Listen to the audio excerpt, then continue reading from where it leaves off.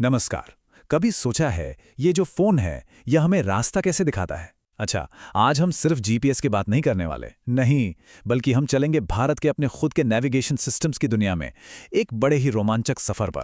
और देखिए, ये सिर्फ टेक्नोलॉजी की कहानी नहीं है, ये कहानी है आत्मनिर्भरता की, अंतरिक्ष में भारत की बढ़ती हुई शक्ति की। तो चलिए देखते हैं कि आज के इस सफर में हम क्या-क्या जानने वाले हैं।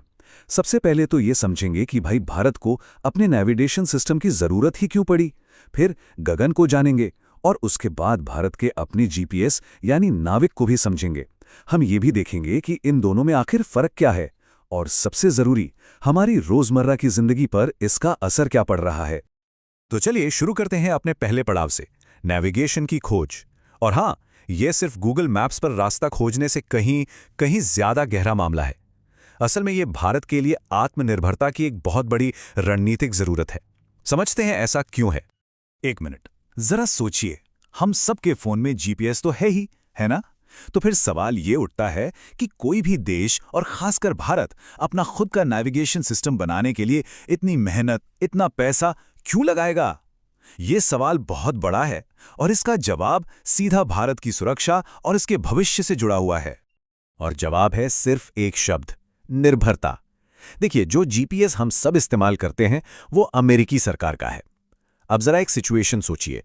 मान लीजिए किसी तनाव या संघर्ष की स्थिति में अमेरिका ने वो सेवा भारत के लिए बंद कर दी, तो क्या होगा? हमारी मिसाइलें, हमारे जहाज, हमारी सेना, सब कुछ एक तरह से अंधा हो जाएगा। ये एक बहुत बहुत बड़ा रणनीतिक खतरा है।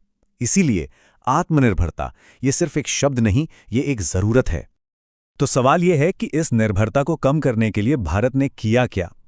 यहीं से कहानी में एंट्री होती है गगन की। इसे हम कह सकते हैं कि ये आत्मनिर्भरता की दिशा में भारत का पहला और एक बहुत ही स्मार्ट, बहुत ही चतुर कदम था। चलिए देखते हैं ये आसमान में हमारी ताकत को बढ़ाता कैसे है। गगन, इसका पूरा नाम है GPS aided geo augmented navigation. मुझे पता है ये सुनने में काफी टेक्निकल लग रहा है ना, पर इसको आसान भाषा में समझते हैं। देखिए, गगन कोई नया जीपीएस नहीं है, ये तो जीपीएस का एक सुपर बूस्टर है। मतलब ये पहले से मौजूद जीपीएस सिग्नल को पकड़ता है और उससे भारत के आसमान में और ज्यादा, कहीं ज्यादा सटीक और भरोसेमंद बना देता है। तो एकदम साफ शब्दों में कहें तो गगन जीपीएस को रिप्लेस नहीं करता, ये उसे बस बेहतर बनाता है, ज्यादा भरोसेमंद बनाता है, एक तरह का पावर अप देता है, खास तौर पर हवाई जहाजों के लिए। अब यहां एक बहुत ही दिलचस्प बात है। गगन का जो मेन काम है ना, वो है हवाई जहाजों की मदद करना। सोचिए, जब कोई प्लेन लैंड कर रहा होता है तो पायलट को सिर्फ ये नहीं जानना होता कि वो है कहां, उसे ये भी एकदम सटीक पता होना चाहिए कि वो जमीन से कितनी ऊंचाई पर है। गगन बस यही काम करता है, ये उन्हें एकदम सटीक वर्टिकल गाइडेंस देता है। इसका नतीजा, खराब से खराब मौसम में भी लैंडिंग बहुत ज्यादा सेफ हो जाती है। लेकिन गगन, वो तो बस शुरुआत थी, एक बेहतरीन शुरुआत नो डाउट, पर भारत का लक्ष्य इससे कहीं बड़ा था। सिर्फ जीपीएस को बेहतर बनाना काफी नहीं था, लक्ष्य था अपना खुद का देसी जीपीएस बनाना। और बस यहीं से भारत ने एक जबरदस्त छलांग लगाई और दुनिया के सामने पेश किया IRNSS, जिसे आज हम सब नेविक के नाम से जानते हैं। ये नेविगेशन में भारत की आजादी का एक तरह से ऐलान था। तो ये IRNSS क्या है? इसका पूरा नाम है Indian regional navigation satellite system. जैसा नाम से ही साफ है, ये पूरी तरह से भारत में बना भारत का अपना सिस्टम है। इसका जो ऑपरेशनल नाम है, मतलब जो नाम अब ज्यादा इस्तेमाल होता है, वो है नेविक, यानी नेविगेशन विथ इंडियन कॉन्स्टलेशन। तो इसमें कंफ्यूज नहीं होना है, IRNSS और नेविक एक ही चीज है। तो ये है जीपीएस को भारत का जवाब, एक पूरी तरह से ऑटोनोमस यानी आत्मनिर्भर सिस्टम, जो हमें किसी भी हालत में किसी भी दूसरे देश पर डिपेंड हुए बिना एकदम सटीक लोकेशन की जानकारी दे सकता है। नाविक की जान है इसके 7 सैटेलाइट्स। ये सातों दिन, दिन रात, 24 घंटे भारत और उसके आसपास के लगभग 1500 किलोमीटर के इलाके पर नजर रखते हैं। और हाँ, ये 2 तरह की सर्विस देता है। पहली है स्टैंडर्ड सर्विस, जो हम सब आम लोगों के लिए है, और दूसरी है बेहद सिक्योर रिस्ट्रिक्टेड सर्विस। ये सिर्फ हमारी सेना और सुरक्षा एजेंसियों के लिए है, ताकि देश की सुरक्षा से कोई खिलवाड़ ना हो सके। ठीक है, तो अब हम गगन को भी समझ चुके हैं और नेविक को भी। तो चलिए अब इन दोनों को आमने सामने रखकर देखते हैं। और ये सिर्फ दो टेक्नोलॉजी का कंपैरिजन नहीं है, ये दो अलग अलग अप्रोच की कहानी है। एक तरफ किसी और के सिस्टम को बेहतर बनाना और दूसरी तरफ अपना खुद का सिस्टम खड़ा करना, यानी पूरी तरह से आजाद होना।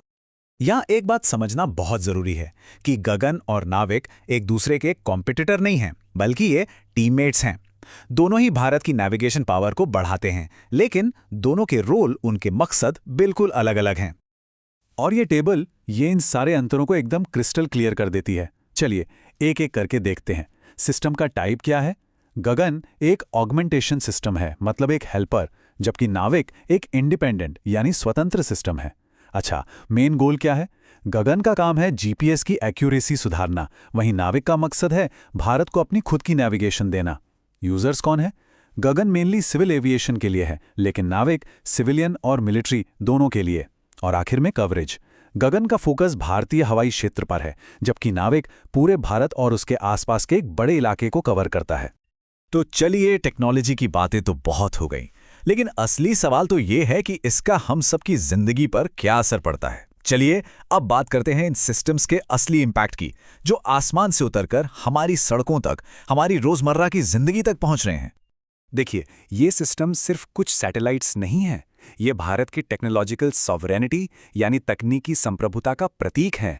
मतलब अब हम अपनी क्रिटिकल सेवाओं के लिए किसी और देश के भरोसे नहीं बैठे हैं। और इसका जो असर है ना, वो कुछ एक दो सेक्टर्स तक ही सीमित नहीं है, इसके एप्लीकेशंस बहुत बहुत बड़े हैं। जरा सोचिए, गाड़ियों में लगे ट्रैकर्स जो अब नाविक पर चल सकते हैं, या वो मछुआरे जो गहरे समुद्र में जाते हैं, उन्हें तूफान की वार्निंग और सुरक्षित रास्ता सीधा उनके डिवाइस पर मिल जाता है नाविक की वजह से। किसी आपदा के समय रेस्क्यू टीम्स को एकदम सटीक जगह पर पहुंचाना हो, या फिर पूरे देश में हजारों ट्रकों के बेड़े को मैनेज करना हो, नाविक इन सभी जगहों पर हमारी जिंदगी को आसान भी बना रहा है और ज्यादा सुरक्षित भी।